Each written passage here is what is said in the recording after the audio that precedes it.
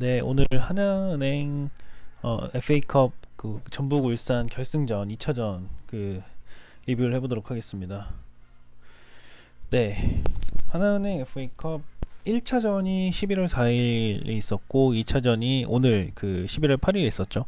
1차전은 울산 홈이었는데 1대1 무승부였고요. 2차전은 전북 홈이었는데 2대1로 전북이 이겼죠. 그렇게 해서 합산에서 이제 3대2로 전북이 이겼는데 뭐 원정 다득점 이런 거는 생각할 필요는 없는 상태라서 바로 전북이 우승을 했습니다. 울산은 또 그 준우승에 그쳤고요. 결국 이제 전북 같은 경우는 그 리그랑 컵 둘 다 더블 우승을 하게 됐고요. 울산 현대는 리그컵 둘 다 2위, 그러니까 더블 준우승을 하게 됐습니다. 오늘 경기 한번 살펴볼까요? 생각했던 게 좀 많았는데 제가 원래 K리그 데이터 포털에서 라인업을 이렇게 좀 그 따라 쓰곤 했는데 오늘은 그 K리그가 경기가 아니었기 때문에 그 데이터 포털은 없더라고요. 그래서 각 팀의 그 인스타에서 이미지를 좀 따왔습니다. 그래서 그 선발 라인업을 살펴보면 역시나 그 전북 현대는 4-1-4-1 포메이션으로 나왔고요. 그리고 이주용, 김민혁, 홍정호, 최철순이 포백 라인, 그리고 원볼란치 손준호, 그리고 김보경, 쿠니모토, 이승기, 조규성 이렇게 공미 라인 그 공격진 나오고요. 그 다음에 구스타보 원톱으로 섰습니다. 골키퍼는 송범근이고, 그리고 울산현대는 이번에 라인업이 좀 바뀌었죠. 진짜 이번 경기는 잡아야겠다라는 그 마음을 먹고 나온 것 같아요. 4-4-2 아주 안정적인, 기본적으로 가장 대표적으로 많이 쓴 안정적이면서도 그 공격적인 어떤 그 라인업이죠. 그래서 홍철, 불투이스, 정승현, 김태환 포백, 그리고 김인성, 윤빛가람, 원두재, 이청용 그 미드 라인이고요. 그다음에 주니어와 비온 존슨이 이제 투톱으로 나오게 된 형태였습니다. 와, 이렇게 나온 다음부터는 라인업 보고 나서 저 이제 항상 이제 경기 시작하기 전에 라인업을 먼저 보게 되는데 뭐 누구든 그렇잖아요. 근데 이제 그 딱 좀 진짜 와, 그 마음 먹고 나왔다 싶은 생각이 쫙 들더라고요. 울산에서 얼마나 이를 갈고 있었을까 하는 생각이 좀 나왔어, 이게 들었었고. 그리고 또 재밌었던 거는 울산이랑 전북 경기 항상 보면은 이런 그 라인업 그 선수들 보면은 그 거의 사실 뭐 흡사 A 매치 같지 않습니까? 그 전북에서만 봐도 김보경, 그 조규성, 이승기, 손준호, 그리고 홍정호, 뭐 이주용, 송범근 다 국대죠. 그리고 나머지도 사실 국대급이죠. 최철순, 우리 철순이 형도 그렇고, 구스타보도 뭐 그 예전에 멕시코였나요?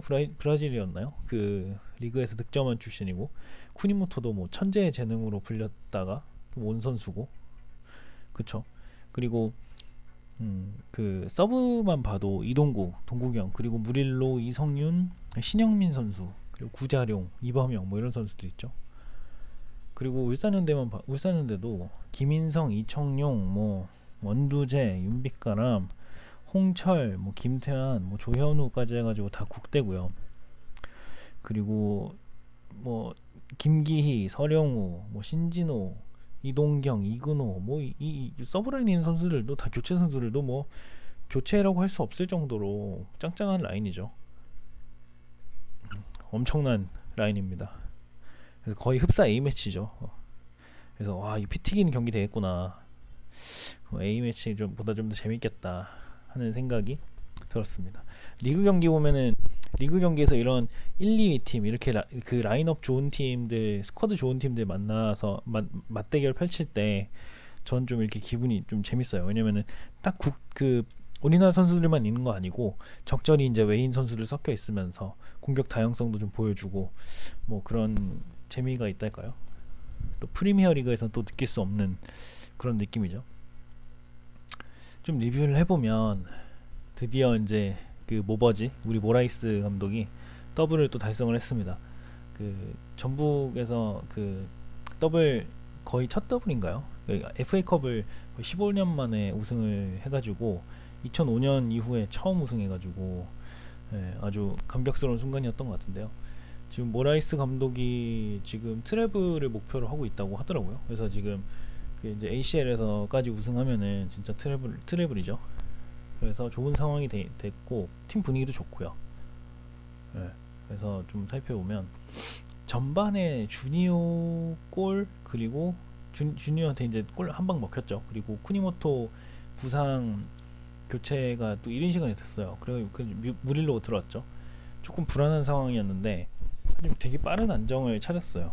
빌드업을 잘 하게 되면서 페이스를 빨리 찾고, 그런 부분이 되게 멘탈이 강하다 이런 생각이 들었고, 근데 제가 이제 한 몇 경기 전북을 좀 유심히 보다가 특징을 하나 발견했는데, 좀 그러니까 선수들이 이렇게 압박을 받잖아요. 그 뭐 수비 라인에서라든지 아니면은 뭐 공격 미드 이런 라인에서도 압박을 당해도 누구한테 패스를 연결해야 될지 알고 패스를 하는 것 같더라고요.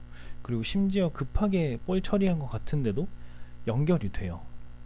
이런 걸 봤을 때 평소에 이런 상황을 좀 많이 대비를 하고, 그러니까 이게 단순히 선수의 능력치가 좋다라고만 보기엔 좀 어려울 것 같아요. 이거는 팀 차원의 그 얘기다 보니까 좀 빌드업 중심의 플레이가 체화되지 않았나 싶은 생각이 좀 많이 들었어요. 그러니까 전북에서 이런 뭐 보통 일반적으로 좀 존 디펜스라고 하잖아요. 그리고 담당 구역들이 다 있는데 축구는 결국 공간 싸움이니까, 그래서 어떤 선수들이 예를 들어서 내가 여기 있다, 최철순 선수가 여기를 담당하고 있다라고 하면은 여기가 본인이 빠질 때 누가 들어가는 거를 소통을 잘 해주고, 그 다음에 이 상황에서 이 존엔 누가 항상 있으니 이쪽으로 패스를 해도 되겠다, 이런 형태가 되지 않았을까. 그리고 최철순 선수가 이쪽에서 이렇게 몰려서 이제 궁지에 빠져 있을 때 벗겨내고, 이제 이런 상황에서는 사실은 우리 수비한테 패스하기가 되게 힘들잖아요. 그래서 앞으로 패스를 해야 되고, 그리고 이렇게 몰린 상황에서는 오히려 이쪽으로 패스하는 게 좋을 수도 있겠죠. 공간이 안 나니까. 그랬을 때 이 앞쪽으로 패스를 해야 될 때 앞에 누군가 존에서 누군가 있다라고 이제 그 약속을 무언으로 하지 않았을까. 그러니까 이렇게 패스를 해도 연결되지 않을까 하는 생각이 좀 많이 들더라고요.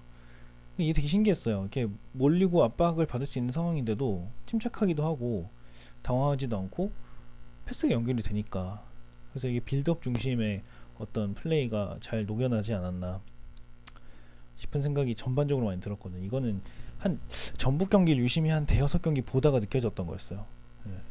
그리고 선수를 하나하나 좀 살펴보면 이주용의 태클, 공격 가담 진짜 가면 갈수록 올라간다. 그 이청용 선수의 축구 도사라고 저희 소위 얘기하면서 하고, 그 뚫기도 쉽지 않잖아요. 근데 축구 도사도 이청용도 뚫기를 어려워하더라고요. 이주영한테 다 뺏기더라고요. 제2의 거의 손준호급이 아닌가, 손준호 주니어가 아닌가 하는 생각이 들 정도로. 네.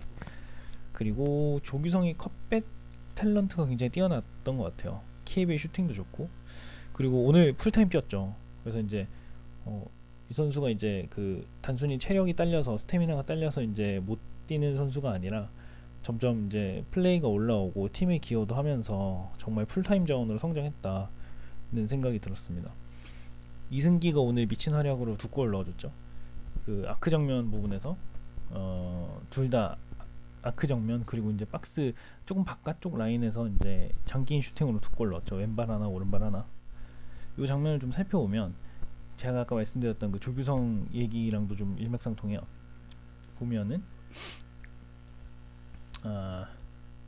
이 선수들이 이렇게 들어가 있고, 첫 골이 아마 김태환 선수가 이렇게 그 헤딩으로 볼을 쳐냈고, 이 상황에서 그 이승기가 요 루즈볼을 바로 받고 쭉 들어가가지고 오른발로 그 왼쪽 골대를 그 구석으로 정확히 차넣어가지고 이거를 또 골을 넣었죠.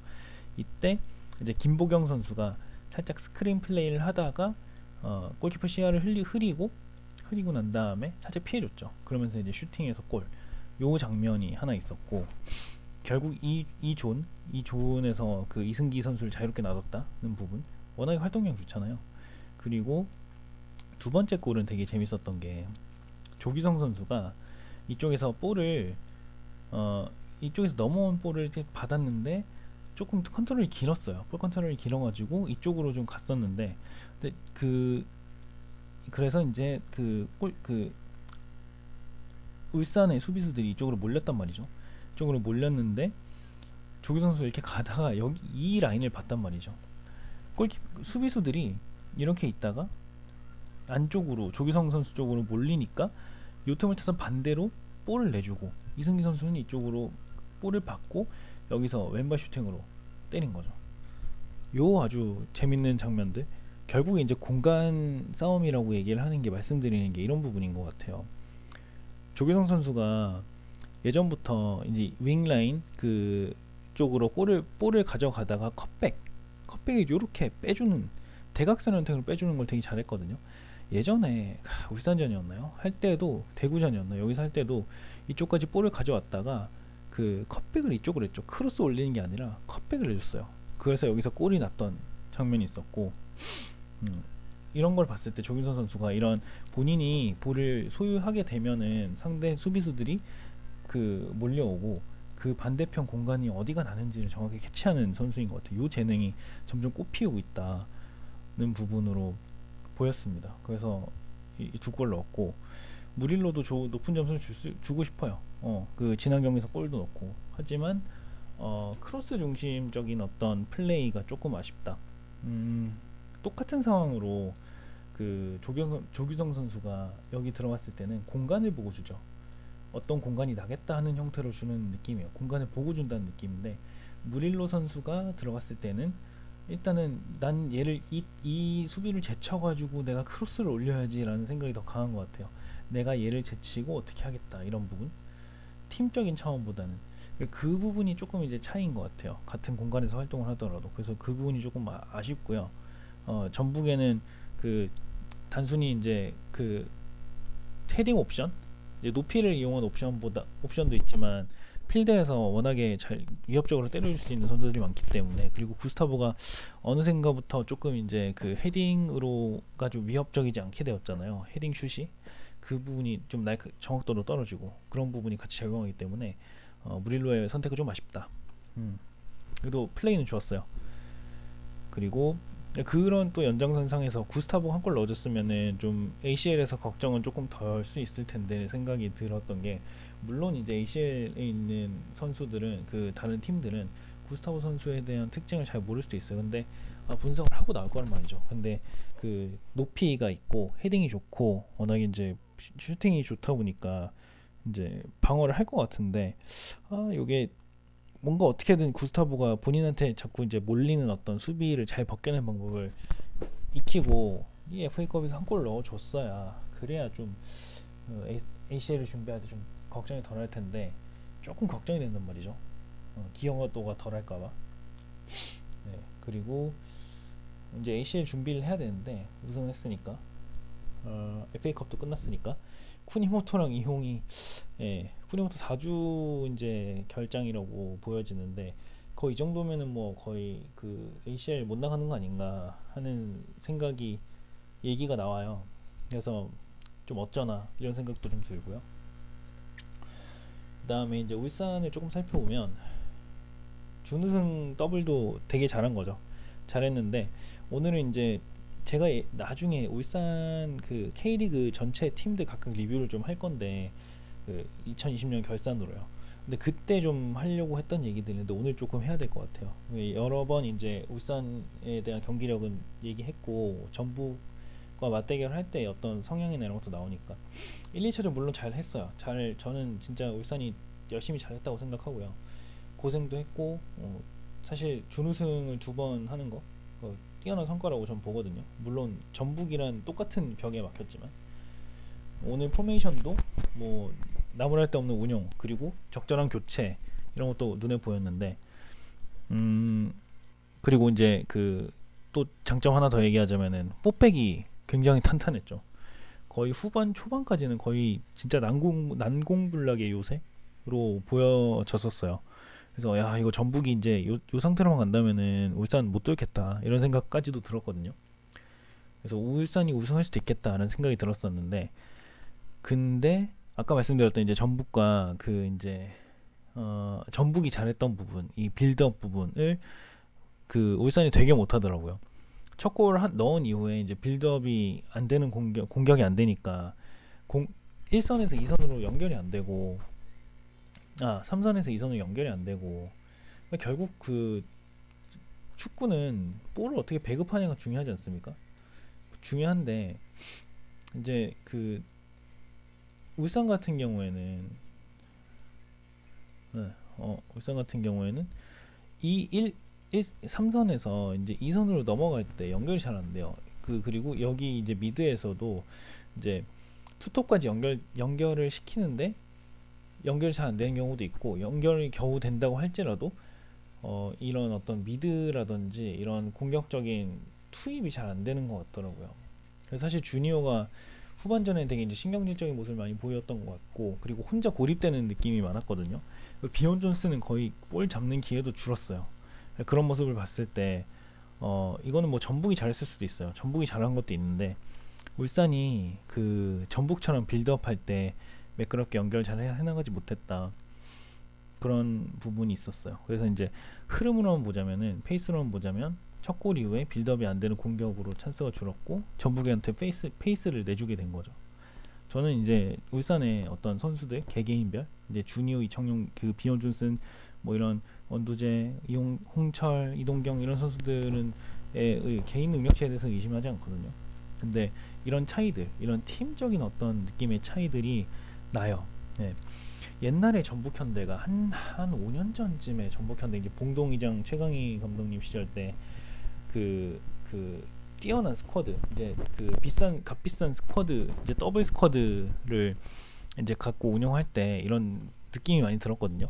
물량 공세만 하고, 그러니까 뛰어난 선수를 다 데려와가지고 투입은 하고, 근데 거기서 세밀한 이제 전술적인 움직임은 없고, 근데 그래도 퍼포먼스가 나죠. 왜냐면 뛰어난 선수들이니까. 예, 그런 상황이 지금 울산에서 보이는 거죠. 그래서 이제 정리를 좀 하면은 두 끝 차이라는 생각이 드는데요. 한 끝은 울산의 기본기를 다시 생각해봐야 되지 않을까, 이런 아까 말씀드렸던 그 압박이 있는 상황에서 연결, 그리고 그 연결이 꼭 되는지 그런 부분들이 점검이 돼야 될 것 같고, 그 두 번째 꼭지는 헤드 코치부터 선수들의 멘탈, 그리고 감정적인 성향. 오늘 또 불투이스 또 그 신영민이랑 그 최철순이랑 막 그 멱살 잡고 싸웠죠. 이런 부분들이 결국에는 결정적인 상황에서 이제 그 악수로 작용하는구나. 이 두 개를 극복하지 못하면 저는 ACL에서 자멸하게 될 거라고 봅니다. 네. 혼자 이제 감정적으로 열받아가지고 막 그 다른 나라 팀들이랑 막 그렇게 될 거예요. 불보듯 뻔합니다. 왜냐면은 다른 나라 그 클럽이기 때문에 성향도 다 다르고, 그렇기 때문에 이런 부분 점검하지 않으면은 더 높은 팀으로 못 올라갈 거라고 봅니다. 네, 오늘 나머지 얘기들은 좀 그 이후에 이제 2020년 결산 때 좀 더 하고요. 네, 오늘 경기는 리뷰는 여기까지 하도록 하겠습니다.